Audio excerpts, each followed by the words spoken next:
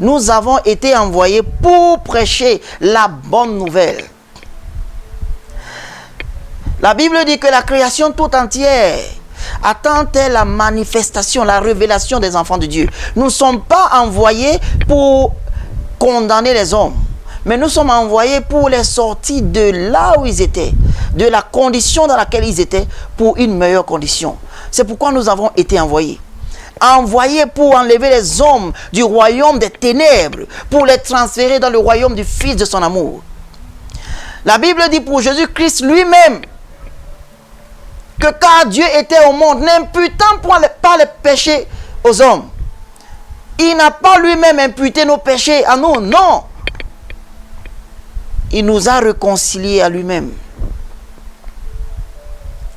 Alors qui sommes-nous aujourd'hui pour pouvoir condamner les autres?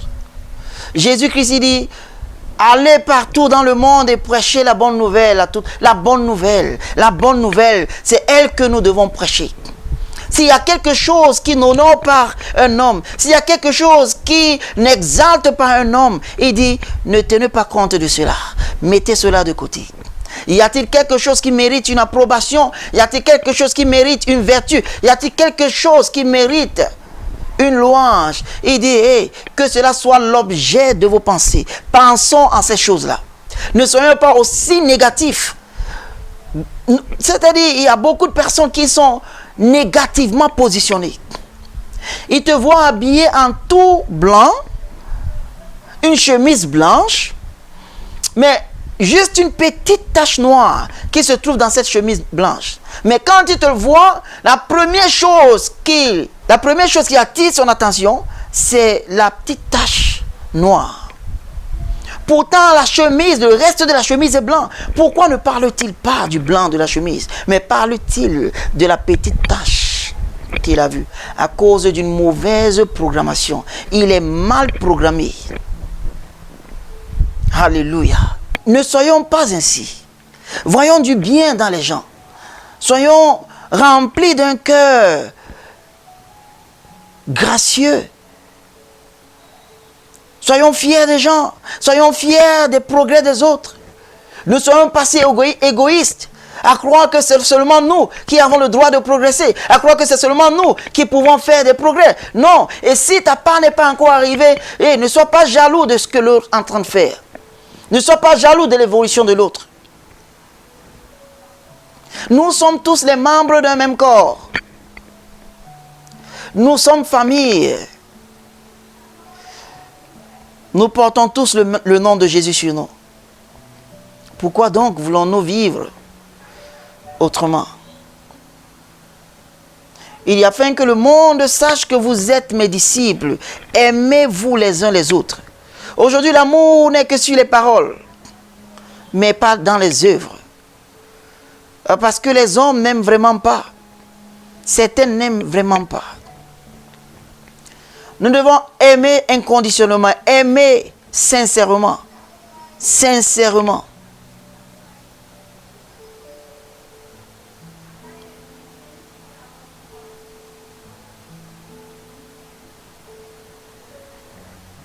Alléluia.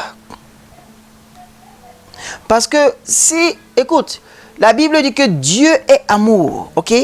Dieu est amour, donc le caractère de Dieu, c'est l'amour. C'est à cause de son amour que lui-même ne peut pas compter nos péchés contre nous. C'est à cause de son amour que lui-même, quand il nous regarde, à cause du grand amour avec lequel il nous aime, il nous pardonne. Le verset de la Bible qui est le plus, je peux dire, connu presque par tout le monde, c'est Jean chapitre 3, verset 16, où la Bible dit que Dieu a tant aimé le monde qu'il a donné son Fils unique afin que n'importe qui croit ne soit pas dans la perdition, ne périsse pas, mais qu'il ait la vie éternelle. Vois-tu avec quel degré Dieu a aimé l'homme? Et Dieu n'a pas aimé le monde des animaux. Il n'a pas aimé le monde des arbres, mais c'est le monde des hommes qu'il a aimé. Et les hommes qu'il a aimés n'étaient pas des justes. Quand la Bible dit que Dieu a tant aimé le monde, c'était pas les justes qu'il avait tant aimé. C'est les injustes, c'est les pécheurs qu'il a tant aimé. Et il a fait la substitution. Il a changé. La Bible dit qu'il a tant aimé le monde qu'il a donné tout ce qu'il avait. Qu'il a donné son Fils. Afin que n'importe qui croit en lui soit séparé de ceux-là qui doivent périr. Alors pourquoi nous ne pouvons pas être remplis aussi comme lui d'amour? Jésus a dit, soyez donc parfaits tout comme votre Père céleste est parfait. Il a aussi dit, soyez généreux comme votre Père céleste est généreux. En d'autres termes, nous devons être les imitateurs de Dieu. Nous devons être exactement, nous devons reproduire le caractère de notre Père. C'est la raison pour laquelle on va à l'église. C'est la raison pour laquelle je vais à l'église. Pour être un homme différent de celui que j'étais hier. Pour être un homme qui améliore chaque jour. Pour devenir semblable à l'image de Christ.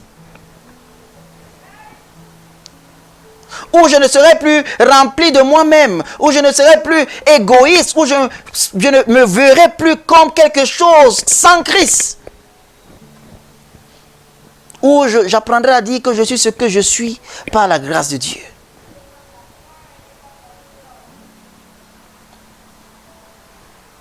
Où je ne verrai plus le mal dans la vie des autres. Je ne verrai plus les erreurs dans la vie des autres. J'apprendrai à voir avec les yeux de Dieu. J'apprendrai à voir comme Dieu voit. Aimer comme Dieu aime.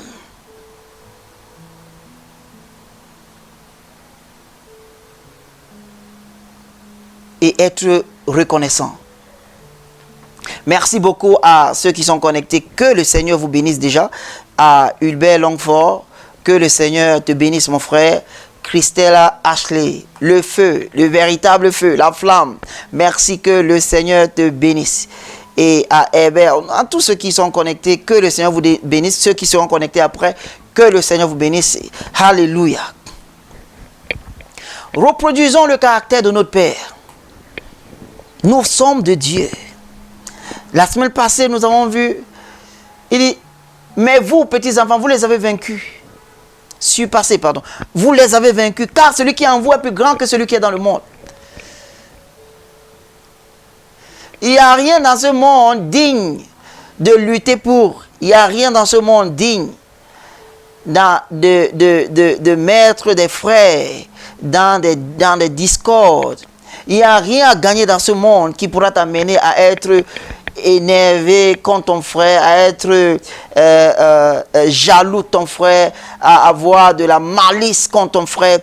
Il n'y a rien dans ce monde. Nos yeux sont sur Dieu. Looking unto Jesus. Nos yeux sont focalisés. Nos yeux sont focalisés à là où nous irons. Nos yeux sont focalisés à Jésus.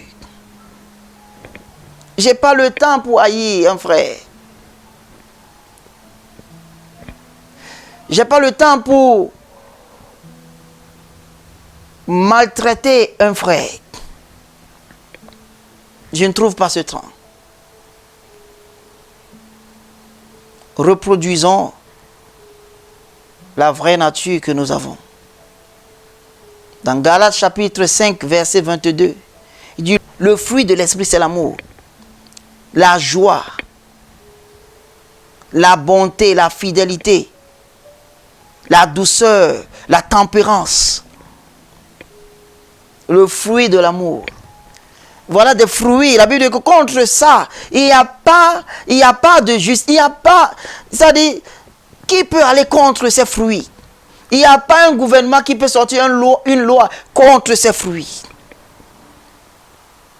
On ne peut pas sortir une loi qui t'amènera à ne plus aimer. Ce n'est pas possible. On ne peut pas sortir une loi qui t'amènera à ne plus être joyeux. Ce n'est pas possible. Parce que la joie de l'Éternel, c'est ta force. Et ta joie, c'est à l'intérieur. Tu n'es pas joyeux ni content par rapport aux événements dehors. Non, tu régénères la joie de l'intérieur de toi. Alléluia.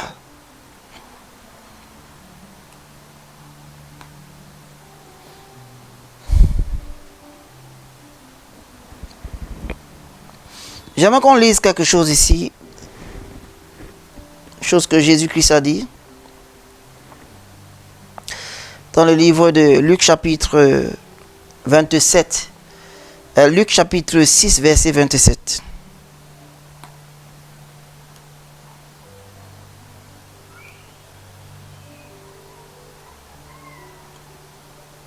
Luc chapitre 6 à partir du verset 27.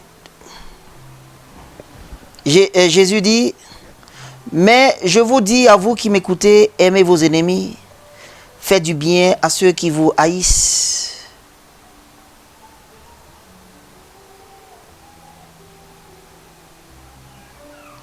Je relis.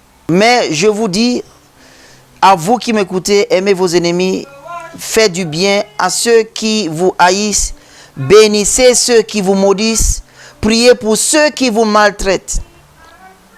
Si quelqu'un te frappe sur une joue, présente-lui aussi l'autre. À qui te prend ton manteau, ne l'empêche pas de prendre encore ta tunique.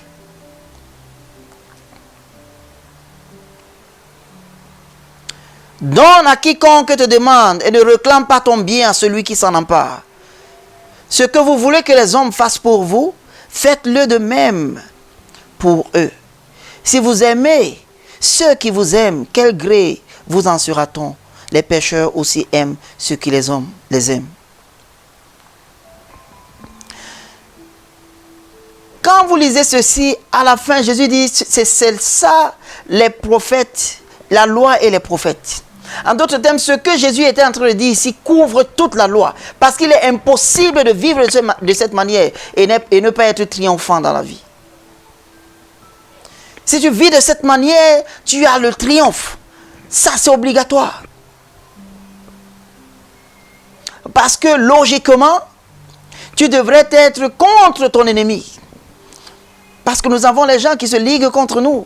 Les gens qui prennent sur eux le travail de vouloir nous faire du mal. Est-ce qu'une flamme que Dieu a allumée, tu peux l'éteindre? Alors pourquoi donc faire une lutte qui n'a pas de sens, où tu es déjà vaincu, depuis même, avant même que ça ne commence? Tu n'as pas besoin de faire une lutte, où tu es déjà déclaré vaincu. Donc, il y a des gens qui se liguent contre nous pour s'assurer que quelque chose de mal nous arrive. Mais ils s'étonnent que nous sommes toujours triomphants. Chaque jour, nous avançons et il n'y a pas un seul moment où ils nous voient pleurer. Genre, nous sommes descendus, nous sommes finalement arrivés au point où ils voulaient. Non, parce que Dieu nous soutient, parce que Dieu nous tient. Et ces mêmes gens s'étonnent que nous ne disons rien contre eux, que nous sommes toujours pleins d'amour. C'est ce que Jésus dit ici. Aimez vos ennemis. Il dit, je vous dis à vous. Il a d'abord parlé aux pharisiens. Il leur a dit tas de choses. Malheur à vous, malheur à vous, malheur à vous, malheur à vous. Après, il se tourne vers ses disciples, il dit à vous qui m'écoutez, aimez vos ennemis. C'était une chose que personne n'aurait dû. Du moins, ils n'ont jamais entendu ce genre d'évangile. Aimez vos ennemis. Même César, qui les oppressait dans le temps, il dit aimez vos ennemis. Faites du bien à ceux qui vous haïssent.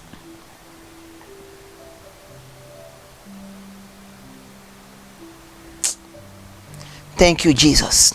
Bénissez ceux qui vous maudissent. Priez pour ceux-là qui vous maltraitent. Ceux qui vous calomnient. Priez pour eux. C'est à ceci que nous sommes appelés, frères et sœurs. Ne tenez pas compte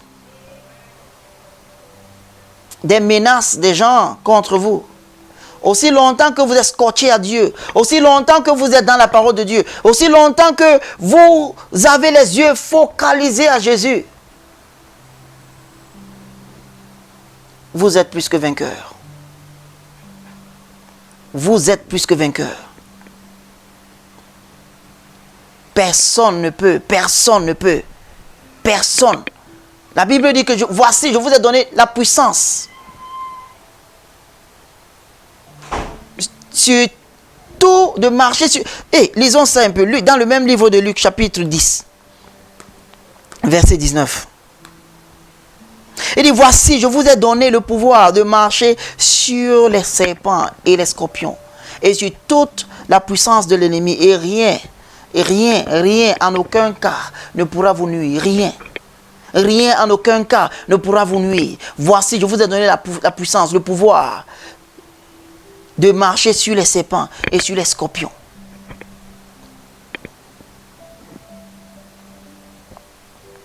Alléluia. Donc laissez-leur vous condamner. Laissez-leur vous mesurer comme ils veulent.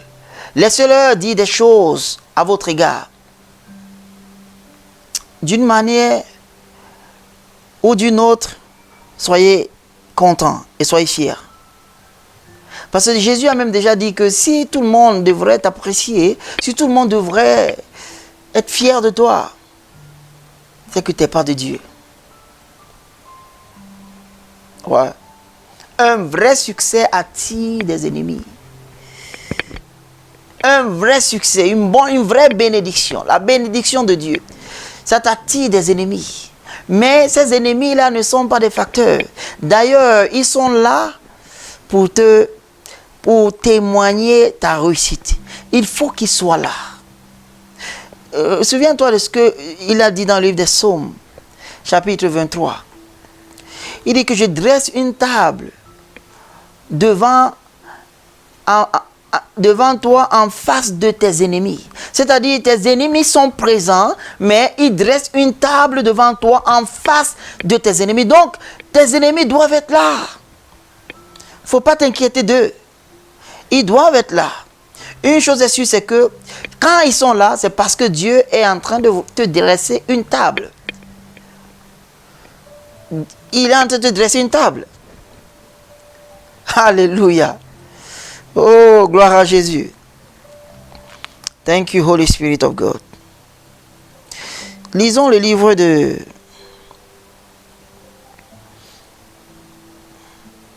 Matthieu chapitre 7.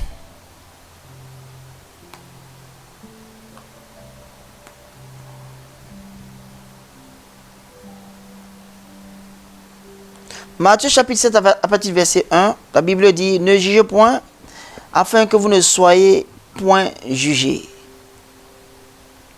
Ne jugez point afin que vous ne soyez point jugés, car on vous jugera du jugement dont vous jugez et l'on vous mesurera avec la mesure dont vous mesurez. Pourquoi vois-tu la paille qui est dans l'œil de ton frère et n'aperçois-tu pas la poutre qui est dans ton œil? Ou comment peux-tu dire à ton frère, laisse-moi ôter la paille de ton œil, toi qui as une poutre dans le tien? Hypocrite. Ôte premièrement la poutre de ton œil, et alors tu verras comment ôter la paille de l'œil de ton frère. Il a appelé ce genre de personne hypocrite. Il dit hypocrite.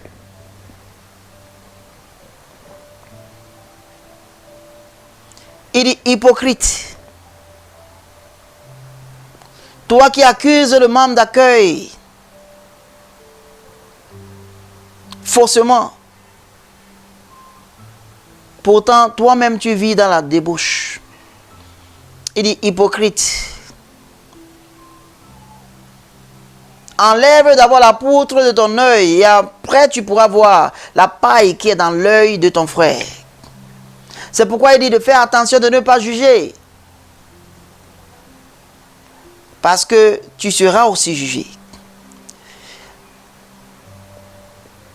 Fais attention de ne pas condamner, parce que tu seras aussi condamné. Il dit de la mesure que tu t'es servi pour mesurer un frère, la même mesure sera servie pour te mesurer. C'est-à-dire quand tu seras dans les situations, ce que tu as fait endurer à un frère, tu vas endurer ces situations-là. Donc faisons attention avec nos relations. Comment nous traitons nos bien-aimés ensemble, comment nous vivons. Dieu regarde beaucoup les relations dans nos relations. Surtout avec les frères et sœurs à l'église. Dieu regarde beaucoup dedans pour savoir comment nous nous entretenons en dehors de l'église. En dehors des quatre murs. Comment traites-tu un frère? Comment traites-tu une sœur? C'est là où Dieu en fait regarde. C'est là où en fait notre vrai christianisme se déroule. Parce que les choix dans la vie, c'est ça qui révèle le caractère. Et non les obligations. Quand tu es obligé de dire quelque chose, tu peux le dire. Là, tu es contraint de le dire. Quand il y a de la garde derrière toi, quand on t'observe, tu parviens à dire des choses d'une certaine manière. Qu'en est-il si personne ne t'observe? Qu'en est-il si tu étais seul? Qu'en est-il si tu avais le choix? C'est pourquoi je dis, les choix dans la vie, c'est ça qui révèle le caractère et non les obligations. Donc la manière dont on se comporte à l'église, quand nous venons ensemble, c'est pas suffisant. C'est dans la vie de tous les jours. Quand nous sortons, on rencontre des gens. Nous nous rencontrons au quartier avec des frères. Comment nous vivons avec des frères, c'est ça qui est important. Je connais des gens qui... Ah, il y a une dame qui m'avait dit un jour, mon frère, oublie que nous sommes des chrétiens. Hein? Le business, c'est le business. Nous sommes en train de faire le business. Donc, oublie que nous sommes des chrétiens. Alors, tu ne peux pas me compromettre. Je dis, non. Je ne suis pas en train de te compromettre, mais je veux que tu saches que, avant de faire ce business, nous sommes d'abord des chrétiens. Donc, si nous avons des business à faire, nous devons les faire dans le standpoint, dans le point de vue du royaume. Nous devons le faire savoir que nous sommes les enfants du royaume. Donc, on ne peut pas faire la malhonnêteté entre nous. On ne peut pas s'escroquer les uns les autres. Nous devons être honnêtes. C'est ça, la vie en dehors des quatre murs de l'église. Quand ce frère vient te rendre visite, où le reçois-tu?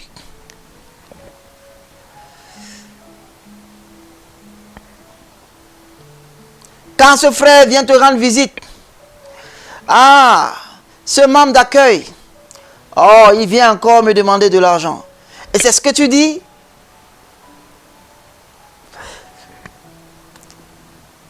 Tu le laisses à la guérite jusqu'à ce que tu sois libre pour le recevoir? Pourras-tu faire ça à un maire qui venait te visiter? Pourras-tu faire ça à un collègue de service qui venait te visiter? Tu vois, Dieu regarde notre entretien les uns les autres en dehors des quatre murs de l'église. Dieu regarde comment nous nous traitons. Quels sont les plats que tu utilises pour servir ton frère à l'église? Toi qui as acheté des meilleurs, super bons plats que tu as gardés depuis longtemps. Parce que tu espères qu'un jour le gouverneur te rendra visite. Alors tu sortiras ces plats. Un jour, le premier ministre te rendra visite. Alors tu sortiras ces plats. Tu as un salon que personne ne peut s'asseoir sur ce salon parce que ça attend qu'un jour, monsieur le député te rende visite. Le sénateur qui te rend visite, alors tu pourras les recevoir dans ce salon-là. Mais ce frère de l'église t'a rendu visite. Tu l'as reçu dans un couloir. Parce qu'il n'est pas digne de s'asseoir sur ces chaises que tu as achetées aussi chères. Tu l'as servi avec un plat qui était égal au plat que tu pourrais servir tes chiens. Comment tu traites ton frère? Comment est-ce que nous nous entretenons en dehors de l'église? Est-ce que notre amour n'est que seulement quand nous chantons à l'église? Quand nous louons le Seigneur à l'église et quand nous sortons, nous devenons comme des crabes dans un panier. Frères, nous devons faire gaffe.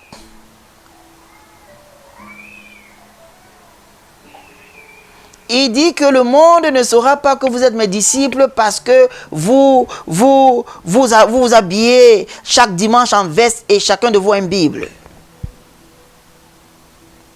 Le monde saura que vous êtes mes disciples parce que vous vous aimez les uns les autres.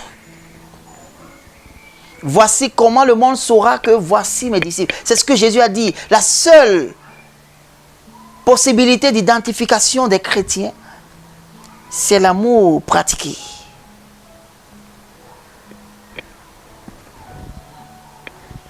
Les enfants du monde aujourd'hui pratiquent l'amour que ceux de la maison de Dieu. Aujourd'hui, c'est dommage. Donc, quand ce frère vient te rendre visite, ce membre d'accueil de ton église, ce frère qui ne vaut rien, quand il vient te rendre visite, reçois-le bien, frère, parce qu'il transporte avec lui Dieu. Il est le temple du Dieu vivant. Quand il vient te rendre visite, comprends que c'est une autorité qui est venue te voir dans le règne spirituel. Reçois-le bien. Reçois-le bien. En le faisant, tu seras en train d'honorer Dieu. Tu seras en train d'honorer Dieu. Alléluia.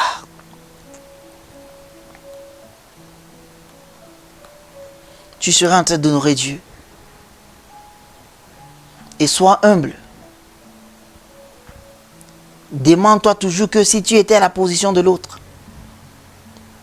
Sois humble et supporte. Tu peux être en train de vouloir élever une personne, mais qui ne comprend pas toujours. Supporte-le. Continue de le faire. Peut-être tu es en train d'inviter une personne à l'église. Peut-être tu es en train de suivre une personne. Supporte cette personne. Supporte. Continue de prier pour la personne. Continue d'intercéder pour la personne. Continue de faire du bien à cette personne. Un jour, elle comprendra.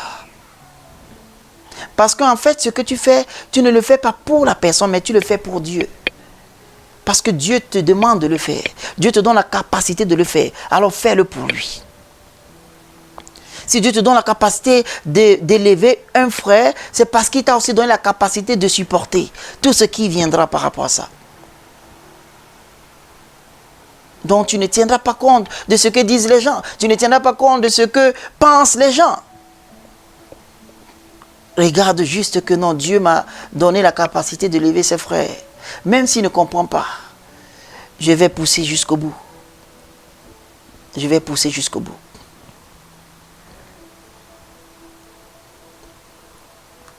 Jésus-Christ sur la croix avait encore la possibilité d'abandonner sa mission. Parce que quand il se rend compte que les gens même, que lui, il a guéri. Les gens même, que lui, il a béni. Les gens même, sur qui il a chassé les démons, hurlaient contre lui, se moquaient de lui, quand il était accroché sur la croix.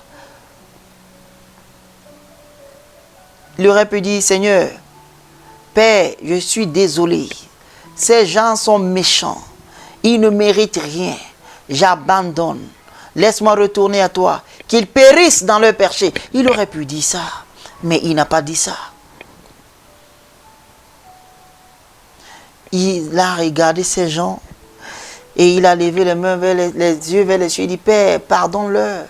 Pardonne-leur, car ils ne savent pas ce qu'ils font. Pardonne-leur, Père, ils ne savent pas ce qu'ils font. Pardonne-leur.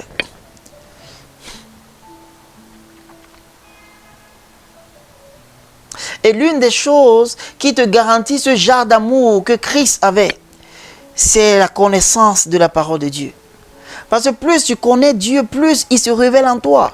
Plus tu connais Dieu, plus comme lui tu deviens. Plus tu connais Dieu, plus tu commences à aimer comme lui.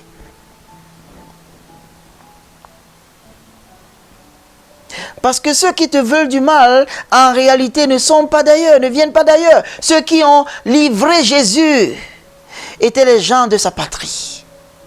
Ceux qui l'ont tué, ceux qui ont voulu qu'il meure, étaient ses propres personnes. C'est ceux de l'Église qui croyaient, ceux qui croyaient qu'ils ont atteint un certain monopole de la parole de Dieu. C'est eux qui voulaient la chute de Jésus. Donc ne pense pas que ceux qui te veulent du mal sont des étrangers. Non, la plupart des temps, les étrangers sont tes amis, tes vrais amis. Mais tes vrais frères, ceux qui sont avec toi, la plupart du temps, ceux qui te veulent du mal sont parmi eux.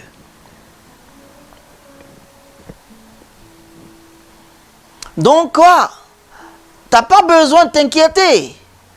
Si tel ou tel ne t'aime pas, tel ou tel ne te veut pas de bien.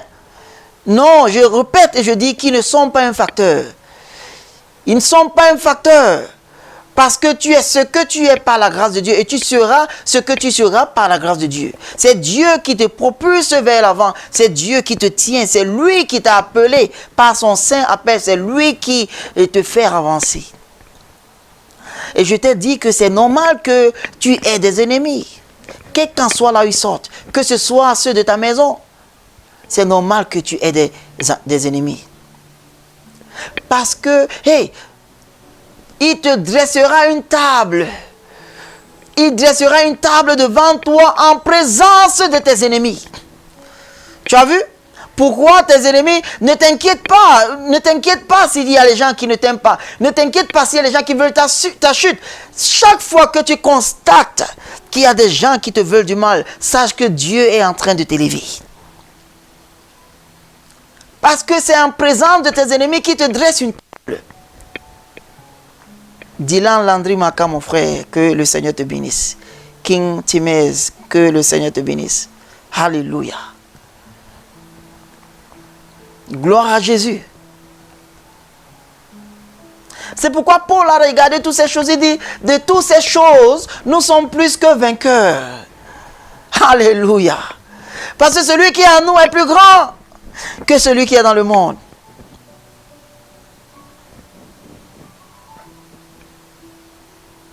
Éternel, combat ceux qui me combattent.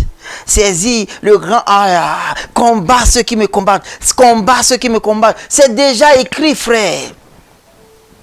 Si une armée se campait contre moi, mon cœur serait sans crainte.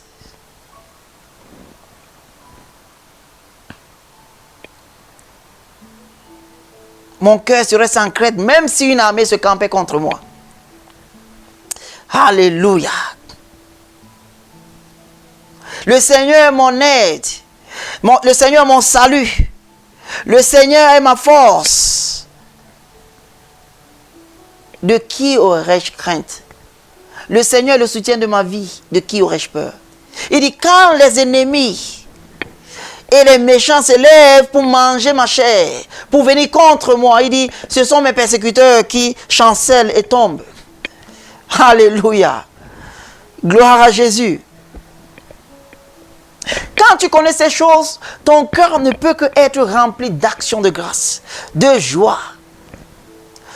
Et quand tu vois un frère qui avance, tu ne peux que être fier. Tu ne peux que élever la main vers les cieux et dire merci Seigneur. Parce que tout bon cadeau, la Bible le dit, vient du Père, descend du Père de la lumière. Tout bon cadeau. Donc, un homme ne reçoit rien, sauf si cela lui a été donné des cieux. Donc, pourquoi t'irrites-tu donc? Parce que ton frère fait des progrès. Pourquoi t'irrites-tu donc? Pourquoi t'enflammes-tu donc de jalousie? Parce que ton frère semble être en train de faire des progrès.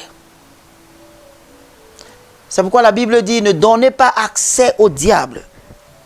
Parce qu'il y a des choses qui caractérisent le diable. Quand le diable est déjà entré dans ta vie, une chose sûre qui t'amènera à comprendre que le diable est déjà entré dans ta vie, c'est quand ton cœur ne se réjouit plus à voir ton frère réussir.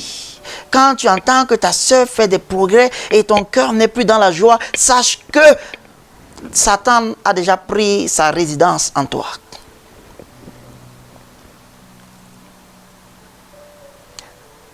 Abel et Caïn avaient toujours été des frères. Jusqu'au jour où il a fallu apporter de l'offrande à Dieu et que l'offrande d'Abel soit acceptée et l'offrande de Caïn soit rejetée. Donc, en d'autres termes, Abel est content. Abel fait des progrès. Abel est dans la réussite.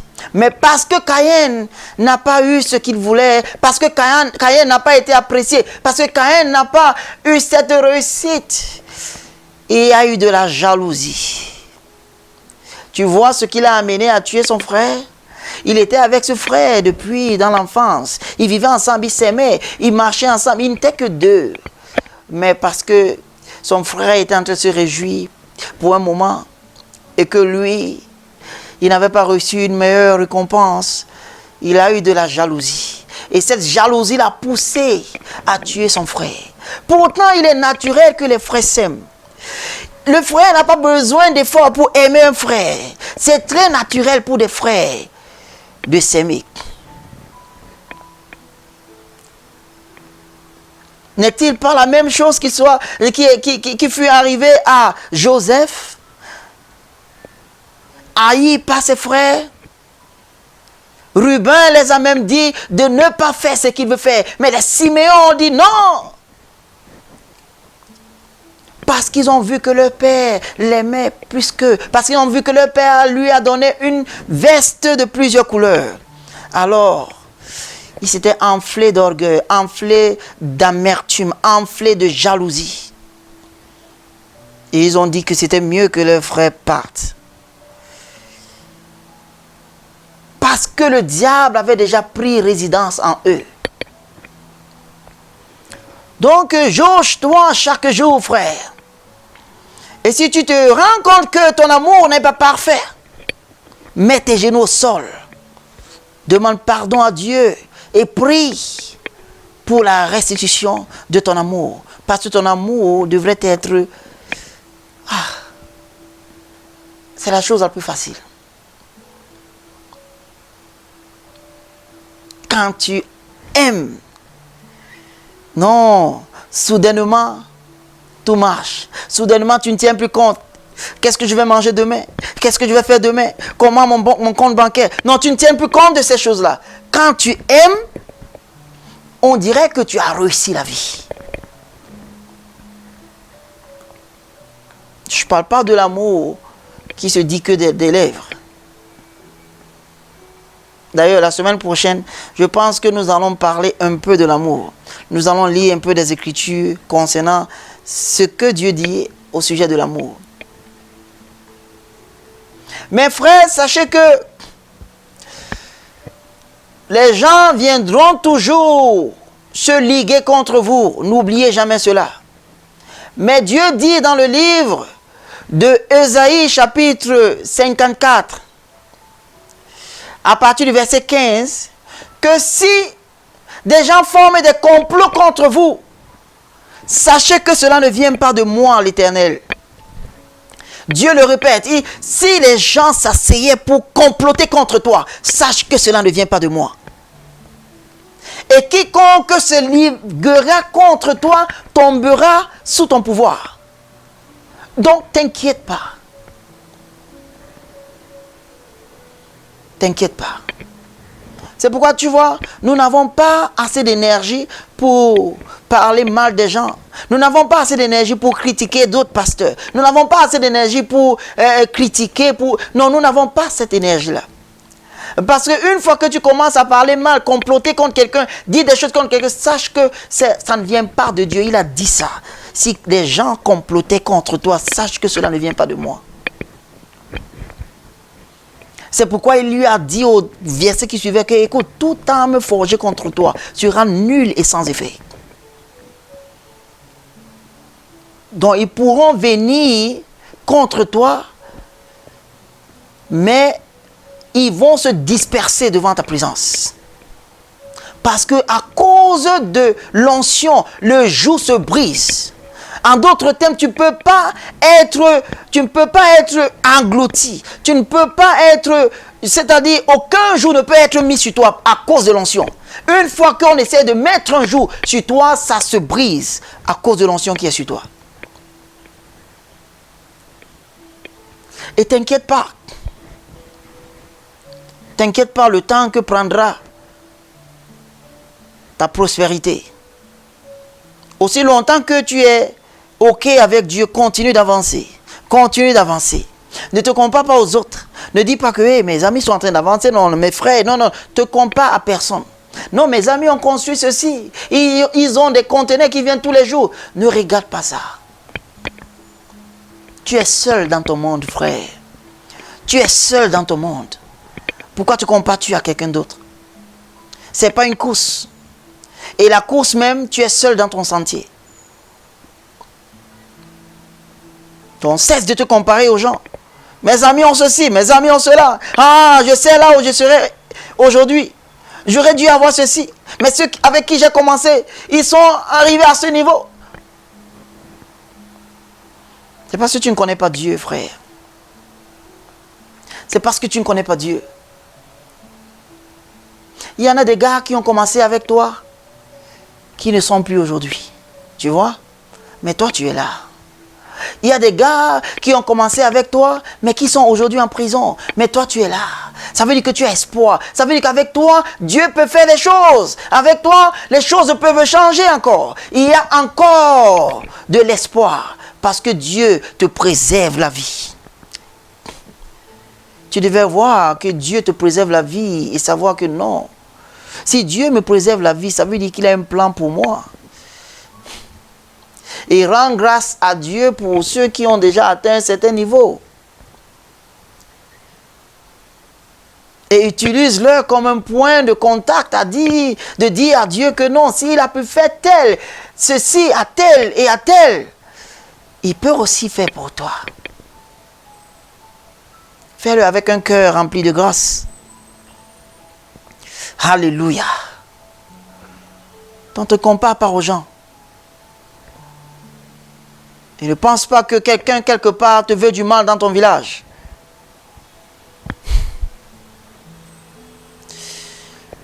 Écoute. Ronaldinho, pour ceux qui sont des footballeurs,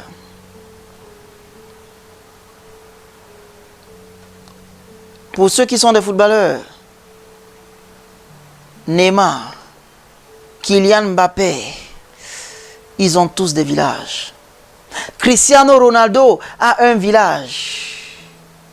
Donc ne pense pas que tu sois le seul à avoir un village. Ou tu crois maintenant que non, ceux de ton village te veulent du mal. C'est pourquoi tu n'avances pas. Non, ceux de ton village veulent te tuer. C'est pourquoi ils t'ont bloqué. Ils ont amené ton nom ici. Parce qu'ils ne sont pas un facteur, frère. Bill Gates a un village. Donald Trump a un village.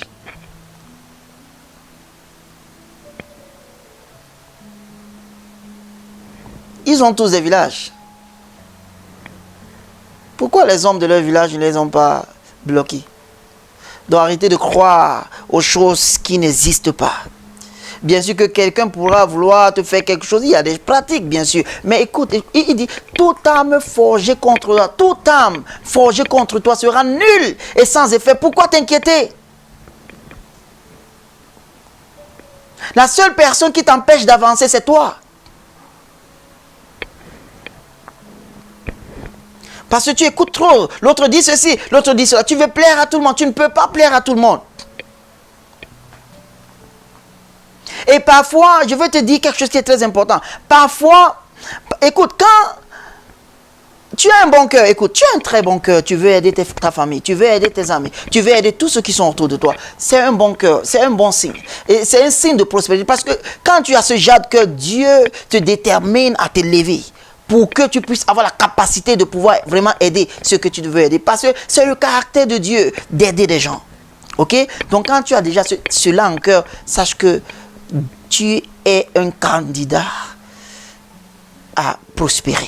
Un candidat de la prospérité. Ça veut dire que tu vas prospérer. Et Dieu est déterminé que tu prospères. Mais une chose que tu dois retenir, c'est que tu es au même niveau avec quelqu'un, c'est-à-dire si tu es assis sur une chaise avec quelqu'un, tu ne peux pas le relever. Quel qu'en soit le désir que tu pourras avoir pour le relever. Aussi longtemps que tu sois assis et lui assis, tu ne peux pas le lever. Il faut que tu te lèves d'abord. Tu dois d'abord toi-même te lever et après tu pourras lever l'autre. Donc, comme pour dire qu'à un moment donné, parfois, il va vous falloir ignorer certains appels, ignorer certains messages pour que vous puissiez vous tenir debout. Et quand vous serez debout, écoute, dans le processus d'ignorer certains messages, certaines demandes, ainsi de suite, les gens vont vous traiter de tout. Ils vont vous insulter, ils vont vous dire tout genre de choses. Hey, ne soyez pas ébranlés. Continuez à creuser, continuez à foncer, continuez à avancer. Quand vous serez debout et que vous êtes venu avec l'aide, aucun d'eux ne refusera cette aide. C'est parce qu'ils ne voient pas ce que Dieu a mis devant toi. C'est toi que Dieu a oint, c'est toi qui as vu la vision, c'est toi qui avances. Laisse ces gars, ils ne voient pas. Continue de presser, presse dans ta vision. Ne regarde pas ces gens-là, parce que eux, ils vont te clouer, ils vont te tirer. Si tu n'es pas bien fixé, ils vont te tirer. Donc pour que tu puisses les aider à sortir, tu dois être bien fixé d'abord. Alléluia. Gloire à Jésus. Ce sur quoi nous allons arrêter le direct de ce matin. J'espère juste que nous avons pu dire quelque chose ce matin qui pourra au moins édifier quelqu'un, qui pourra apporter au moins de la fraîcheur, la nouvelle fraîcheur, l'huile fraîche de Dieu dans la vie de quelqu'un. Donc, en conclusion, ne tenez pas compte de ce que disent les gens contre vous. Si un arbre n'a pas de bons fruits, personne ne jettera de la pierre sur cet arbre. Donc, quand des gens viennent vous dire des choses contre vous, ou bien disent des choses contre vous, ne tenez pas compte de ça. Et puis, ouvrez votre cœur à aimer même ceux qui vous veulent du mal. Et ensuite, quand ton frère avance, acclame sincèrement les mains pour lui. Sois vraiment fier pour lui. Laisse la jalousie. Laisse la médisance. Laisse la calomnie. Ça ne pourra pas t'avancer. Ce sont les outils du diable. Une chose que Jésus a dit qui est très pertinente, c'est que le prince de ce monde arrive et il n'a rien à moi. Aïe. Il n'a rien à moi. Qu'est-ce que Satan viendra réclamer en toi? Si Satan trouve la médisance, il viendra. Parce que ça vient de lui. S'il trouve de la haine en toi, il viendra. S'il trouve de la calomnie en toi, il viendra.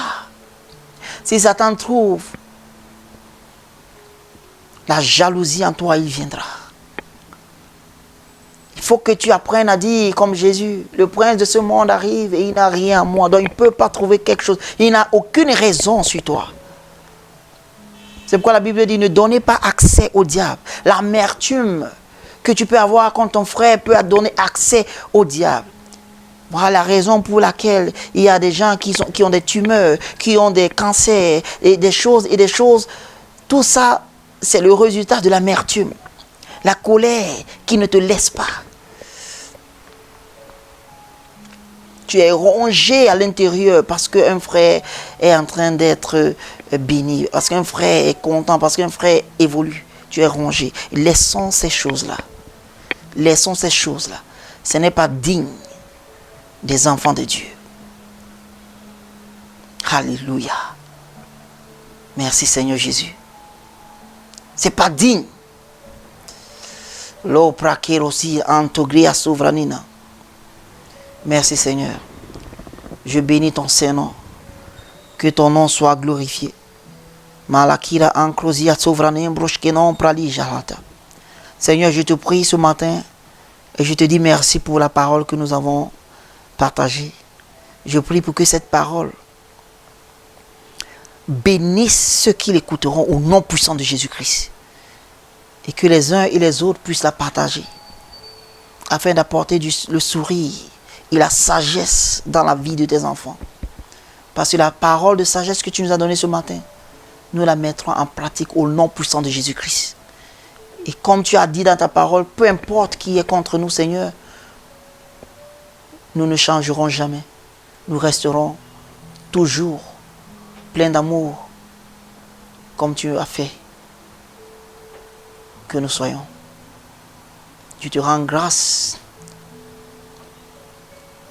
Et je te remercie parce que au travers de ce message, beaucoup de personnes vont renouer leur relation avec toi. Et leur vie ne seront plus jamais les mêmes. Au nom puissant de Jésus, j'ai prié. Amen. Que le Seigneur vous bénisse. Et bon dimanche à tous. Merci beaucoup. Dylan Landry Maka, que le Seigneur te bénisse, mon frère.